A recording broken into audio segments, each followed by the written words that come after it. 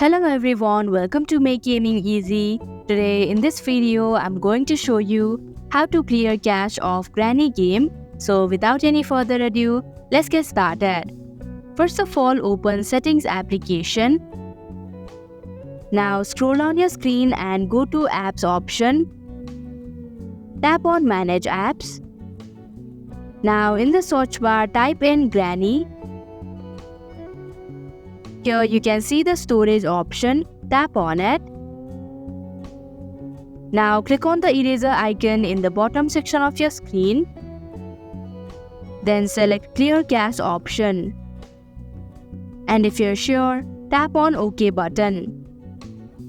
So that is how you can clear cache of Granny game. Thank you for watching Make Gaming Easy. I hope this video was helpful to you. If it was, hit the like button and comment down if you have any questions or feedback. Also, if you are new to our channel, subscribe and hit the bell icon so that you don't miss our upcoming videos.